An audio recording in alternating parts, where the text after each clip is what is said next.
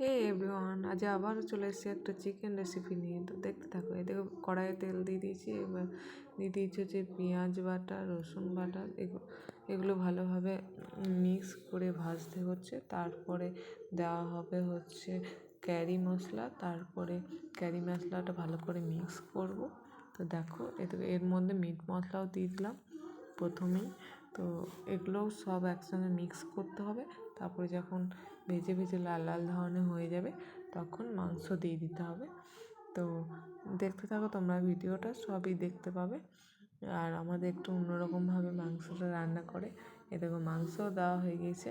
এবার পুরোটা মিক্স করা হবে ভালোভাবে। যতক্ষণ না মিক্স হচ্ছে ততক্ষণ অবধি নাড়তে থাকতে হবে। আর তার মধ্যে টমেটো দেওয়া হয়ে গেছে, টমেটোগুলোও একসঙ্গে মিক্স করে ভাজা ভাজা করে নিতে হবে যতক্ষণ না মাখো মাখো হয়ে যায় ততক্ষণ অবধি। তো এরকমভাবে মাংস করলে অবশ্যই খেতে ভালো লাগবে। তোমরা এরকমভাবে একবার করে দেখো, আমার তো খুব ভালো লাগে। তো তোমাদের কেমন লাগবে অবশ্যই কমেন্টে জানিও করে। তো দেখো, এরকম মাখো মাখো হয়ে গিয়েছে। এবার দিয়ে দেবে হচ্ছে আলু। তো এখন আর একটু ভাজবে। এ দেখো, আলু দেওয়া হয়ে গিয়েছে। এবার সবগুলো একসঙ্গে মিক্স করা হবে আবারও।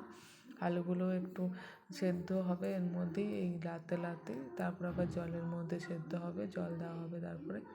আর মাংসটাও অর্ধেক সেদ্ধ হবে এইভাবে লেড়ে লেড়ে। এতে কতটা মাখো মাখো হয়ে গিয়েছে।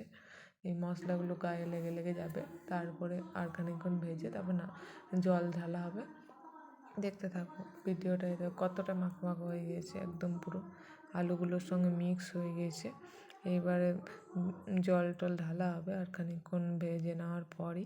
দেখো, দেখো জল দেওয়া হয়ে গিয়েছে। এবার চিনি দেওয়া হলো 1 চামচ। যেহেতু সব রান্নাতেই চিনি দিতে হয়, তাহলে স্বাদ ভালো হয়। তো সেই কারণে এভাবে এর মধ্যে এবারে একটু সস দেওয়া হলো 1 পাতা, কিষান সস। এটাও দিলে খুব স্বাদ হয়।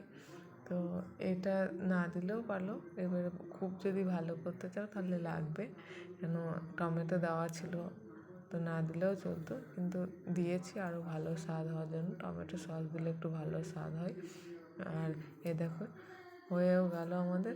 গরম মশলা দেওয়া হয়ে গেল। এবারে খানিকক্ষণ লেড়ে খানিকক্ষণ ফুটিয়ে নেব, দিয়ে নামিয়ে দেওয়া হবে।